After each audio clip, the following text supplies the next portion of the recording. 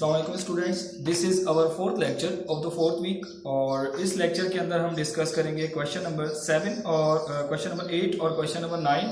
Question number 7 मैंने आपको homework में दिया था, यूनिट नंबर 11 का पेज नंबर 144। क्वेश्चन नंबर 8 देखिए, इस क्वेश्चन के अंदर आपको क्या फाइंड करना है, transpose of matrices. Students last class के अंदर भी हमने आपको जो हमारी इसकी इंट्रोडक्शन क्लास थी उसके अंदर भी हमने आपको बताया था कि ट्रांसपोज ऑफ मैट्रिक्स जो है वो क्या होता है।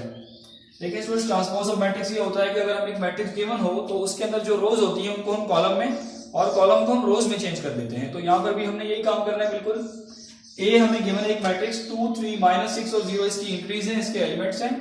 हमें क्या करना है, इसका ट्रांसपोज निकालना है। ट्रांसपोज निकालने के लिए हमारे पास एक सिंबल होता है ट्रांसपोज का, a raise to power t। इसका मतलब ये होता है कि हम इस मैट्रिक्स का ट्रांसपोज देने जा रहे हैं। तो यहाँ पे स्टूडेंट्स देखिए, इसके अंदर कितनी रोज हैं, एक और दो रोज हैं। हमने क्या किया, इसकी फर्स्ट वाली रो को कॉलम में चेंज कर दिया। ये रो है, हमने इसको कॉलम में बदल दिया।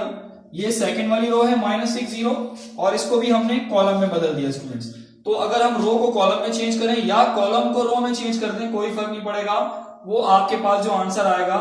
देखिए अगर ये कॉलम है, अगर मैं कॉलम के रिस्पेक्ट से देखूं, ये कॉलम है 2 6, इसको मैं रो में चेंज कर दूं तो भी आपके पास जो रिजल्ट आ रहा होगा वो सेम ही आएगा, क्योंकि इस मैट्रिक्स को आप पहले चेंज कर चुके हैं। अब आप इसकी रो को कॉलम में चेंज करें तो भी आपके पास सेम रिजल्ट आ रहा होगा। तो स्टूडेंट्स इसकी रो को अगर मैं कॉलम में चेंज करूं, जैसे ये रो है इसकी 2 6, इसको कॉलम में चेंज करूं तो ये देखिए वही आ रहा है रिजल्ट। इसकी रो है ये 3 0, इसको कॉलम में चेंज करूं तो सेम रिजल्ट आ रहा है। तो रो को कॉलम में चेंज करना या कॉलम को रो में चेंज करना ट्रांसपोज कहलाता है। इसकी एक एग्जांपल, एक क्वेश्चन में आपको और करवा देता हूं, question number 3। Students question number 2 और क्वेश्चन नंबर 4 आप खुद करेंगे। क्वेश्चन 2 के अंदर 3x3 का मैट्रिसेस है, उसके अंदर भी सेम एज इट इज आपने फर्स्ट रो को कॉलम में, सेकंड रो को कॉलम में, थर्ड रो को कॉलम में चेंज कर देना है, ट्रांसपोज आ जाएगा। तो ये देखिए, इस क्वेश्चन के अंदर आपको थोड़ा सा इसको सिंप्लीफाई करना पड़ेगा। 11 × 11 ये होता है 121 और एक माइनस है यहाँ, तो एक माइनस आ गया। और अगर आप 30 को 2 पे डिवाइड करें तो 15 आता है। स्टूडेंट्स ये आपके पास जो मैट्रिक्स आया इसका आपने लेना है ट्रांसपोज। ये आपके पास एक ही रो है, आपने क्या किया, इसको कॉलम में चेंज कर दिया, इसका ट्रांसपोज आ गया। तो ये आपने सीख लिया कि ट्रांसपोज ऑफ मैट्रिसेस किस तरह से फाइंड किया जाता है स्टूडेंट्स। तो क्वेश्चन नंबर 8 हमारा कंप्लीट हुआ। आपने इसका पार्ट 2 और पार्ट नंबर 4 खुद से होमवर्क में कंप्लीट करना है स्टूडेंट्स। क्वेश्चन नंबर 9 जो हमारा है पेज नंबर 145 पे, उस पे आ जाते हैं हम।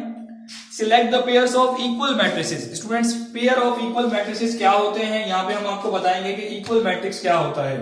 देखिए स्टूडेंट्स, एक मैट्रिक्स इक्वल तब होगा जब उसके कॉरेस्पॉन्डिंग एलिमेंट दूसरे मैट्रिक्स के कॉरेस्पॉन्डिंग एलिमेंट्स के बराबर होंगे। Corresponding elements, what is corresponding element, corresponding elements क्या होता है। फॉर एग्जांपल ये मैट्रिक्स यहाँ लिखा हुआ है, एक मैट्रिक्स है आपके पास 2 3 4 5 और एक दूसरा मैट्रिक्स है 1 2 3 4। स्टूडेंट्स इसका कॉरेस्पॉन्डिंग ये है, इसका कॉरेस्पॉन्डिंग ये है, इसका कॉरेस्पॉन्डिंग ये है और इसका कॉरेस्पॉन्डिंग ये है। तो एक मैट्रिक्स इक्वल तब होगा जब उसकी रिस्पेक्टिव कॉरेस्पॉन्डिंग एलिमेंट्स जो है वो बराबर होंगे। यानी अगर ये एलिमेंट यहाँ पे लिखा गया है तो इसका रिस्पेक्टिव जो कॉरेस्पॉन्डिंग एलिमेंट है वो यहाँ होना चाहिए और ये दोनों क्या होने चाहिए, सेम। यानी जिस पोजीशन पे जो एलिमेंट लिखे हुए वो सब आपस में क्या होने चाहिए, इक्वल होने चाहिए। इसको हम चेक कर लेते हैं कि इक्वल है या नहीं है। तो स्टूडेंट्स यहाँ पे देखिए आप, 6 × 7 क्या होता है, 42। ये है -7, ये है 64 और ये है 55। यही चार एलिमेंट्स आपको इस मैट्रिसेस के अंदर भी मिलने चाहिए, अदरवाइज ये इक्वल मैट्रिक्स नहीं होंगे।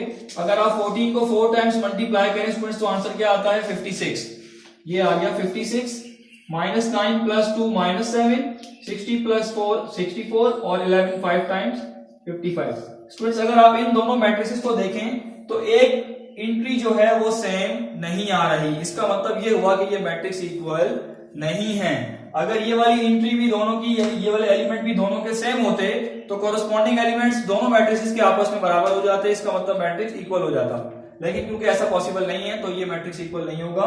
इसका क्वेश्चन नंबर 2 भी मैं आपको बता देता हूं कि मैट्रिक्स इक्वल कैसे होंगे। देखिए स्टूडेंट्स यहाँ 12 है, इसको अगर आप मल्टीप्लाई करें तो आंसर आता है 12। अगर 81 का रूट लें तो 9 आता है।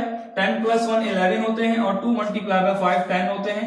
अगर आप दोनों मैट्रिक्स को देखें तो इसके अंदर भी 12 9 11 और 10, तो ये दोनों मैट्रिक्स आपस में क्या हैं, इक्वल मैट्रिक्स हैं स्टूडेंट्स। क्यों इक्वल मैट्रिक्स हैं, क्योंकि इनके कॉरेस्पॉन्डिंग एलिमेंट्स बराबर हैं। 12 12 9 9 11 11 10 एंड 10।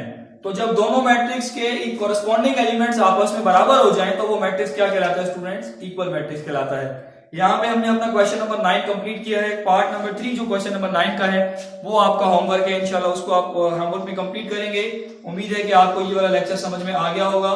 इंशाल्लाह इस वीक के अंदर जो लेक्चर हमने अपनी कंप्लीट कर लिए, नेक्स्ट वीक के जो लेक्चर होंगे वो आपको इंशाल्लाह रिकॉर्डेड में मिल जाएंगे। Thank you so much. Allah Hafiz.